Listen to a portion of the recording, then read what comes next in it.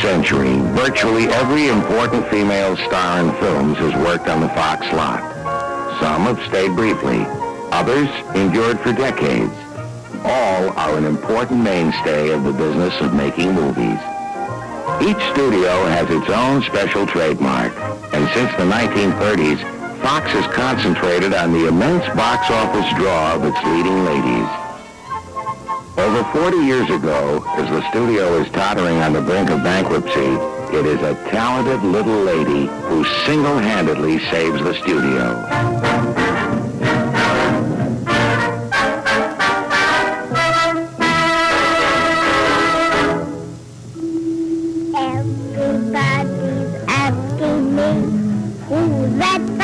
In 1934, Shirley Temple makes her first starring appearance in Stand Up and Cheer with James Dunn.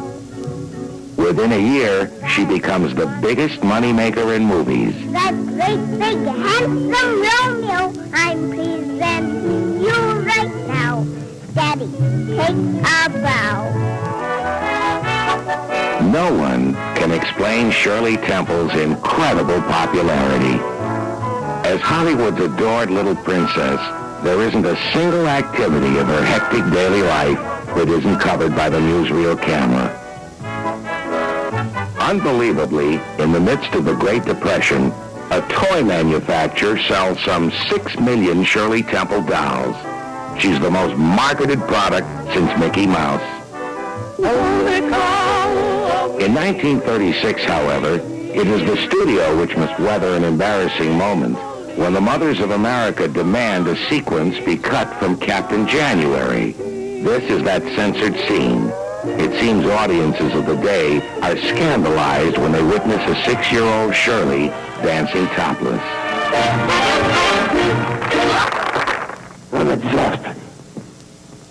Any questions? This is equally rare footage displaying Shirley's talent as a mimic. It is a scene cut from Poor Little Rich Girl, and it has never been seen by the public. You swear to tell the truth, the whole truth, and nothing but the truth? I do. Then we'll let before we start. Being able to cry at the appropriate moment is another endearing talent displayed by Little Miss Dimples in film after film after film, and for a mind-boggling roster of reasons. Daddy, I think I lost your job for you. Huh?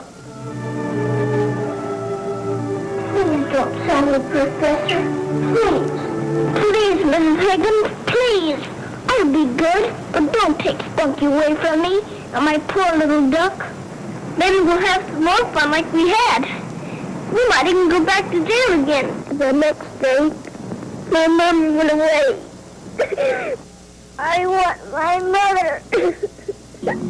And just to prove the validity of the equal time rule, in her 1936 film Dimples, when Shirley Temple goes into her little Eva routine, everyone gets into the act. Hello, sweet Marion,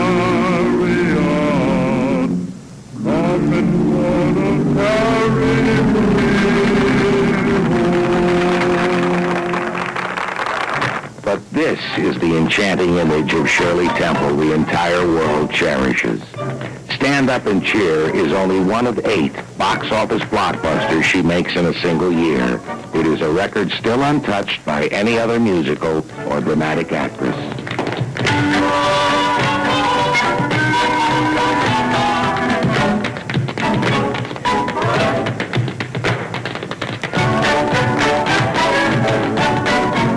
Even now, nearly 40 years later, through the continuing appeal of her films on TV and her distinguished record of public service, she is still in the headlines. Shirley Temple, by anyone's definition, one of Hollywood's greatest stars.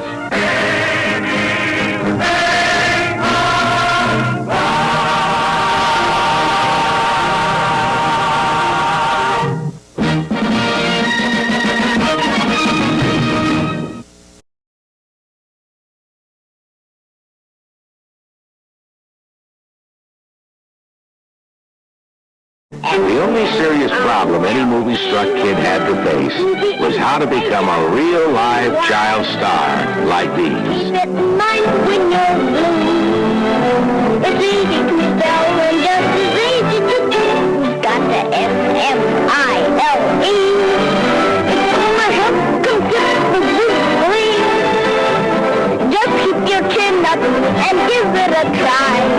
And you'll find silver lined clouds in the sky. You've got Please join us for an affectionate reunion with the Fox Tots. C-H-A-double-T-Y.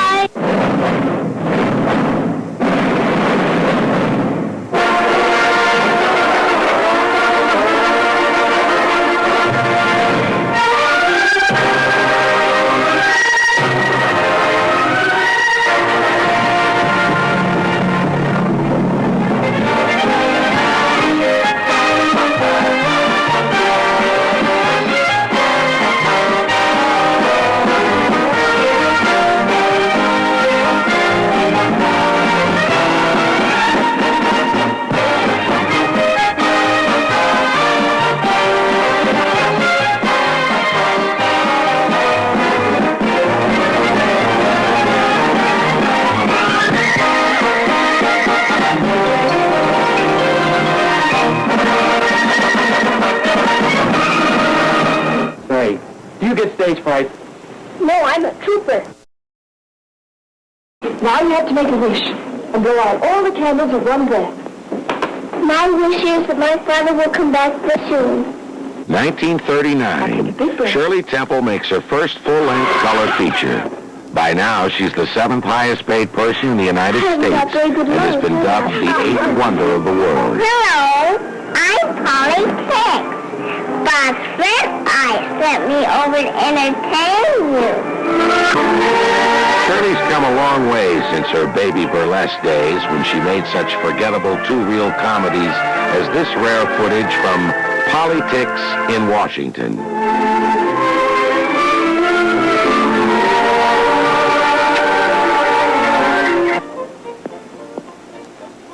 In film after film, her favorite role is Little Miss Cupid. This is Susan Parker, my best friend.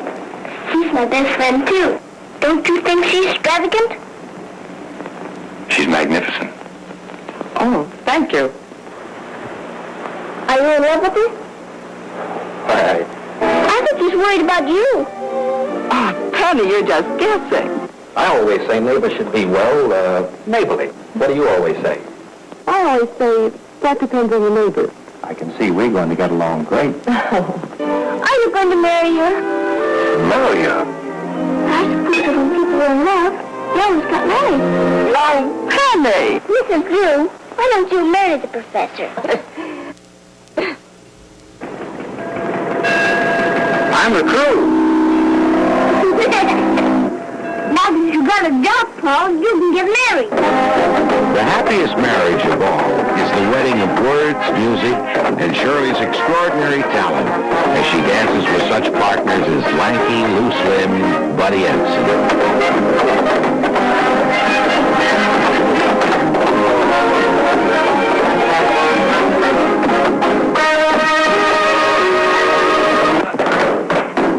Bill Bojangles Robinson introduces her to his original assortment of stair steps.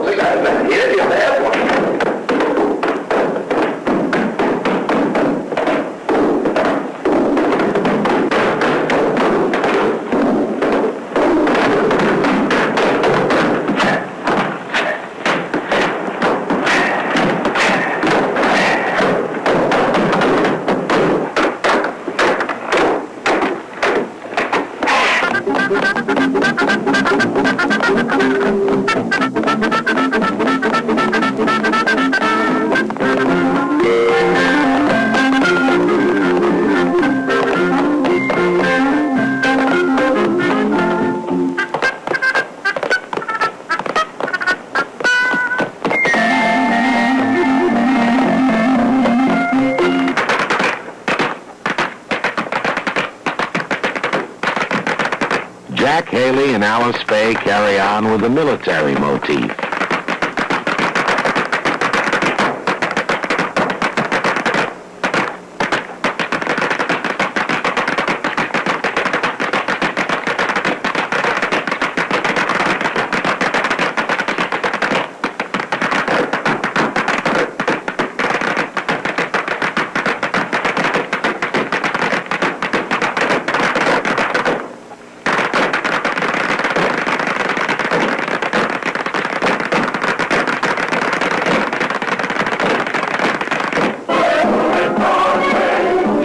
formally escorted by George Murphy in Little Miss Broadway.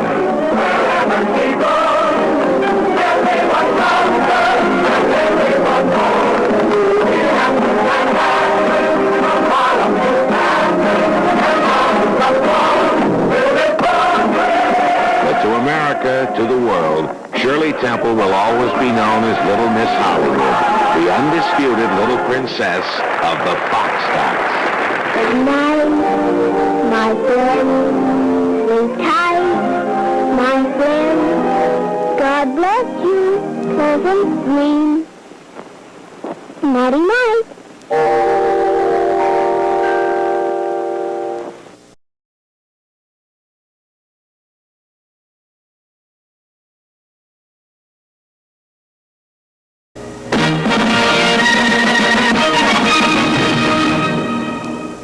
Of all the babies who've ever taken a bow in the movies, there has never been another like this one.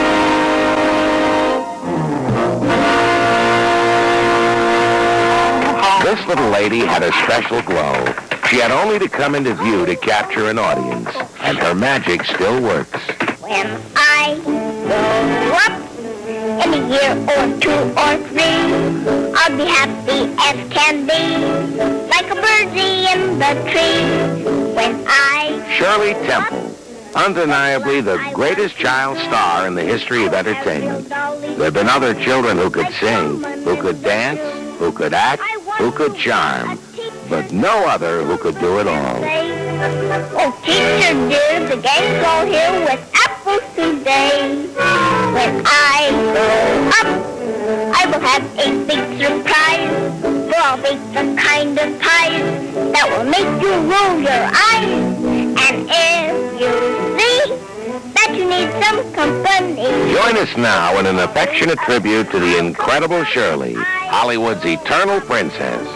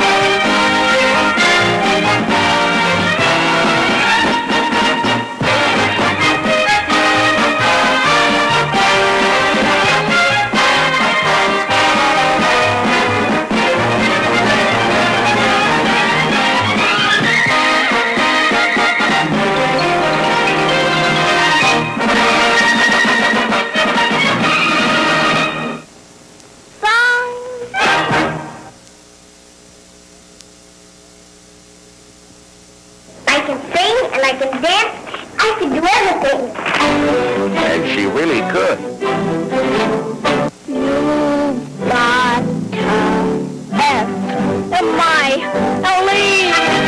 Shirley Temple not only sang and danced, but she did takeoffs on some of the great entertainers of the time. In this scene from Stowaway, she impersonates Al Jolson. Life is divine and a quarter to 9. And Eddie Cantor. L.E. Parker Carcass with Ida Manley.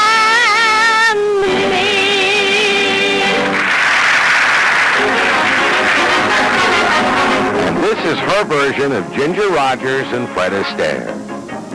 No other Hollywood star could match her impact. For a solid 5 years, she was #1 at the box office.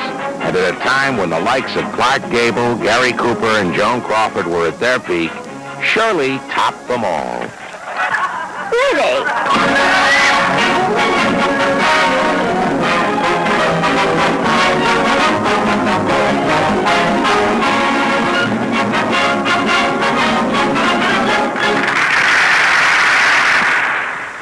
She was born in Santa Monica, California in 1928 of a non-show business family.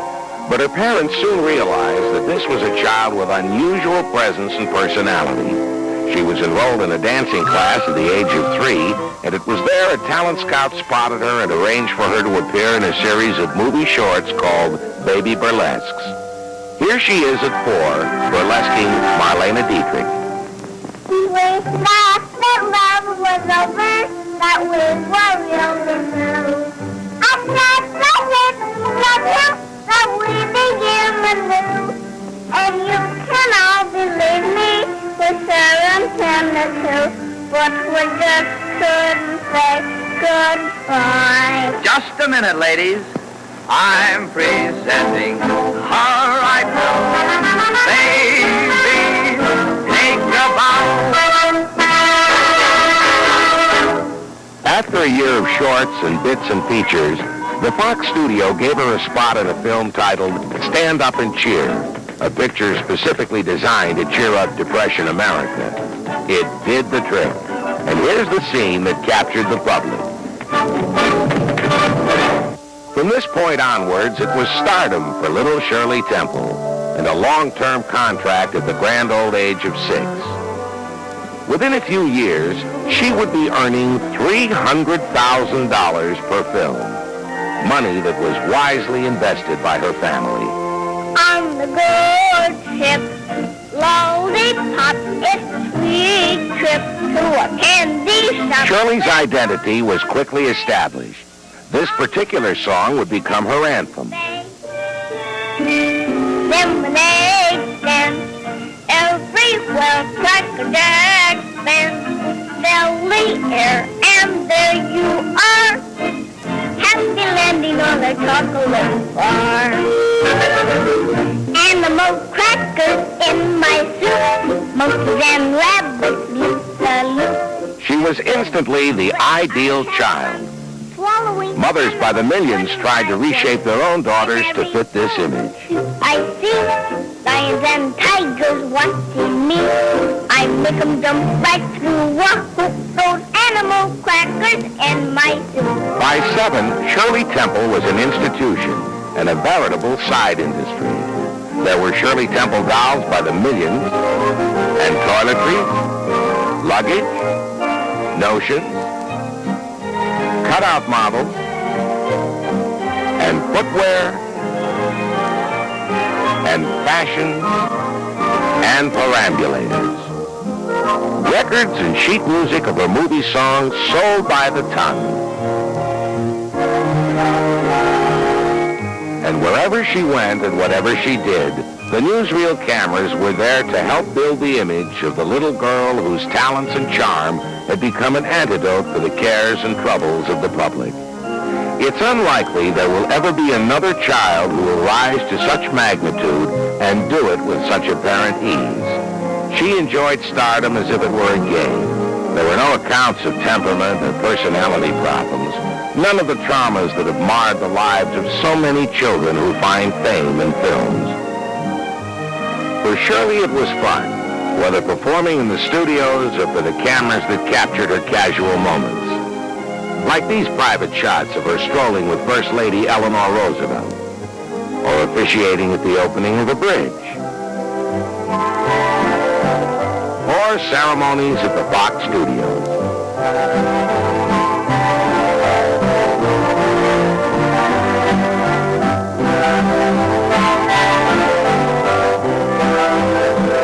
When she became tired, she behaved just like any other little girl. Mommy, can I go home now? The Shirley Temple screen image was carefully built. More often than not, she was a child of misfortune, frequently to be found in orphanages. And God bless my sister Mary. Amen.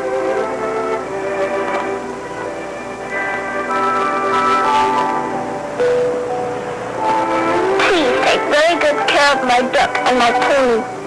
Please see that they don't catch pneumonia.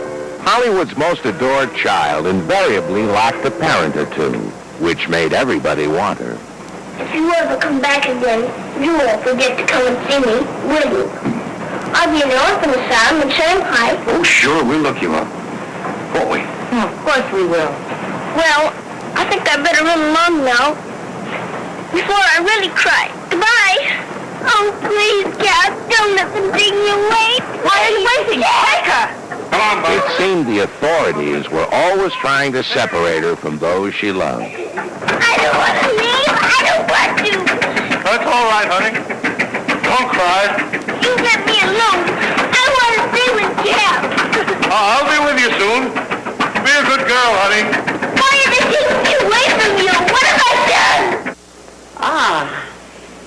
Nice little girl. In Heidi, even the dreaded gypsies wanted her. My grandfather. You'll never see your grandfather again. Heidi!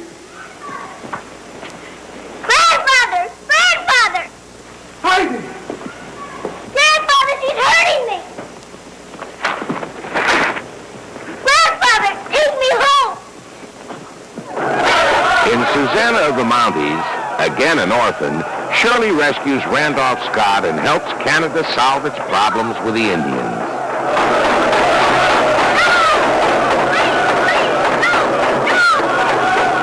No! Let me go! Let me go!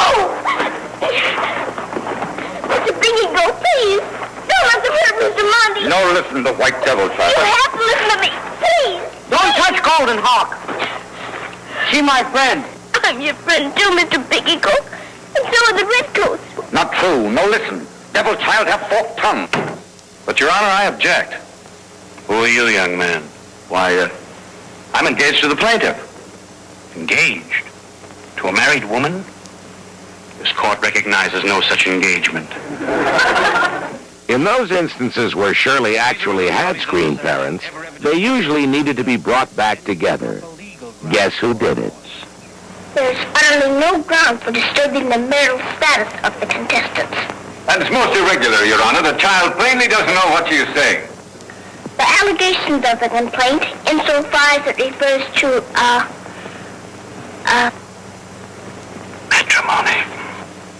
oh yes, insofar as it refers to macaroni, Macaroni? There. See, Your Honor? The child has obviously been coached. I was not. I just forgot what the judge told me to say. Is counsel intimating that the witness is lying? Counsel charges just that.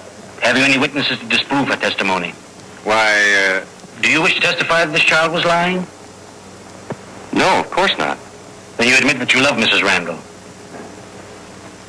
She knows I do. And you, Mrs. Randall, do you wish to attack this child's veracity? Why, no, certainly not. Divorce denied. Take your child and go home, both of you, where you belong.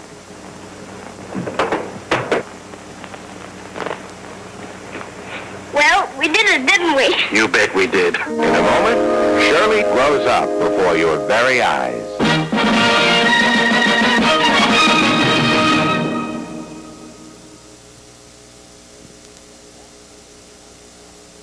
That waltz sounds familiar. How does it go? Come on, I'll show you. In 1939, in Susanna of the Mounties, Shirley Temple, now a season-old trooper of 11, was required to teach Randolph Scott how to dance. Now start with your left foot. She certainly was well qualified. In the previous 5 years, she had danced with most of the best hoopers in Hollywood. Her first dancing partner, James Dunn, in Baby Take a Bow. Come on, Daddy.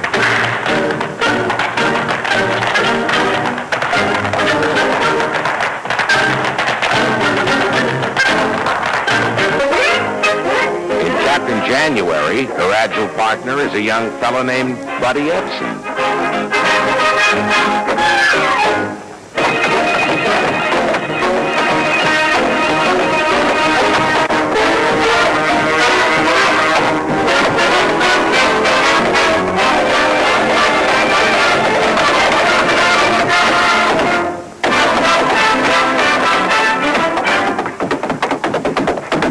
Stepping to a military beat in Poor Little Rich Girl, Jack Haley and Alice Faye.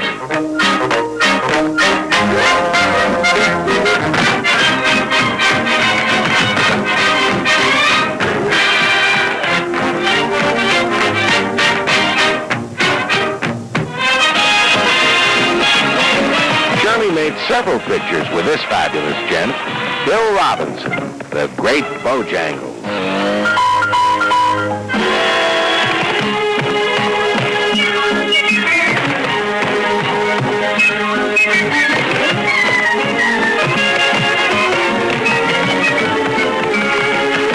Back in uniform for Rebecca of Sunnybrook Farm, again with Bojangles.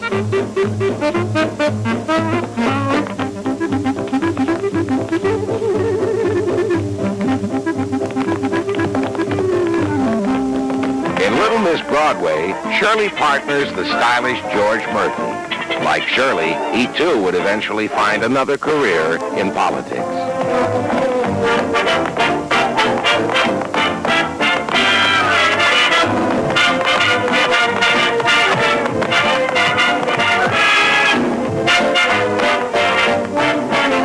The lanky English actor Arthur Treacher was a favorite Temple co-star. He coached Shirley for this Cockney number in The Little Princess. Lost a week, a done that only came at all. Nice, old, a geezer with a lost cross. Cease my Mrs. Sexy Stop Battle. And the very gentle Bonnie Wise. I want a cheer. All the night is cried. Oh, you're gonna meet them as you walk the streets. Them long, look alright. I should have died. I'm not with the old kiss them.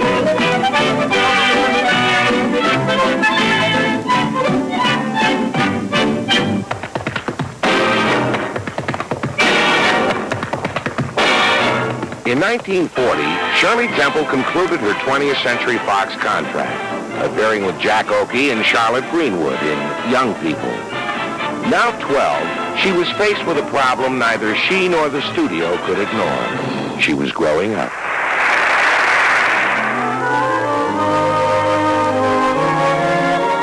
Shirley did her growing up off-screen, whereas her previous education had been with tutors. As a teenager, she attended a girls' school right through to graduation, with occasional time out to play a teenager on the screen, as in David O. Selznick's classic movie about life on the wartime home front, Since You Went Away. Mother was Claudette Colbert. Mother! Mother! Wait, please! Keep quiet, Briggs. Would you send the bill to this address, please? Thank you. Mother, you don't mean you're going to rent your room? Of course I am. That's the room that'll bring the most money. I'll take your room, and you can double up with Jane. But, Mother, you're not going to put somebody in Pop's room. Oh, I didn't mean that. Now, you wouldn't want those characters in that other city to put Pop in anything but their best room, would you? But that's different. He's Pop. In 1945, Shirley married John Agar. She was 17.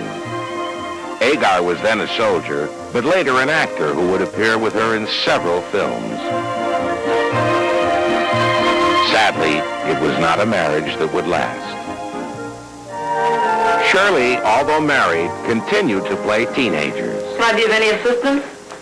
What apartment is Mr. Nugent in? He isn't in any apartment. Doesn't he live here? Sure, but he isn't home. Anything I can do for you? Thank you. I'll wait. Is he expecting you? I'm going to pose for him. Oh. Do you want to wait upstairs? Do you think it would be all right? Sure, I'll take you up. You're new around here. Yes. I'm 15. I'm 17. That's okay. I like older women. Mr. Velvet, dear. Why, what's the matter? Somewhat ironically, Shirley's meeting romance on the screen was some years behind the facts of her real life. Here, Tom Drake gives Shirley one of her rare screen kisses. I hope this doesn't spoil it for you. Please, Bill. Ellen, this isn't just a pass. This is how I really feel about you. You're serious. I was never more serious. I really believe you are. In 1949, Shirley decided to end her career in the movies in favor of a new lifestyle. She met and married business executive Charles Black and settled down to domestic life. In 1958, television producer Henry Jaffe persuaded Shirley to return to the limelight, to host a series of classic fairy tales and star in some of them herself. Dreams are made for children, and a dream is a fairy tale. As always, the public loved her. The television series ran for 2 years and would doubtlessly have run longer, but this kind of performance was no longer enough for Shirley Temple Black. It was time to be something more than an entertainer. She became involved in civic affairs and public service, leading to an appointment as a delegate to the United Nations. In 1974, Shirley Temple Black received her posting as the American ambassadress to the African Republic of Ghana. The duties of the office on which I am about to enter. So help me God.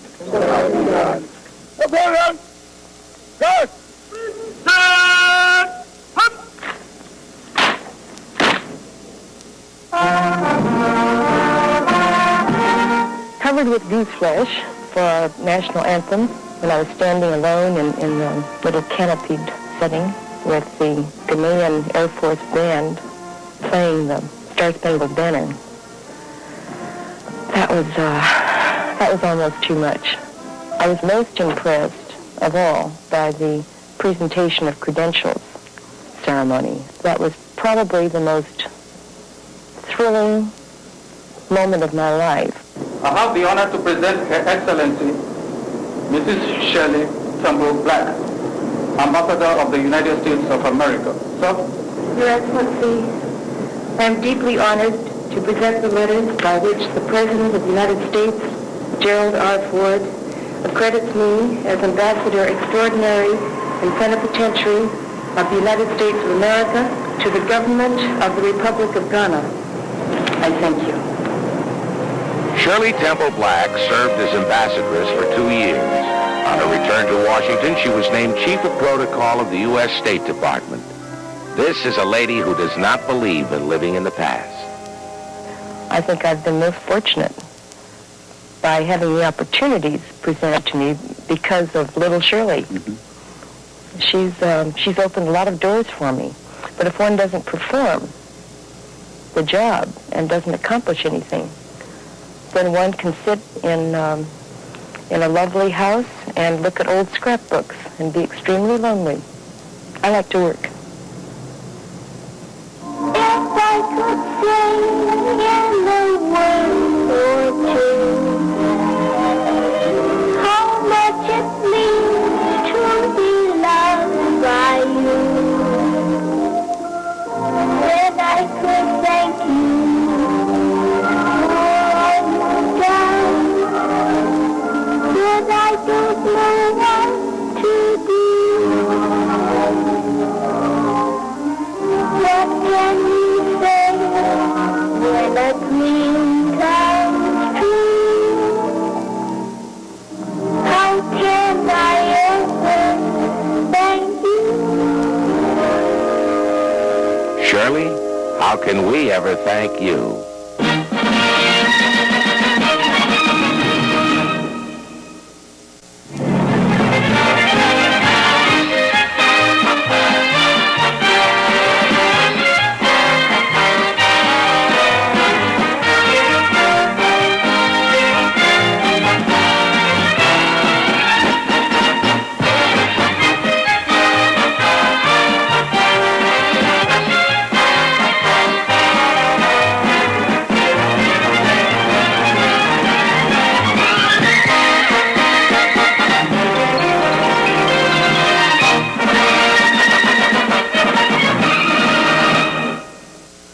Nighty night.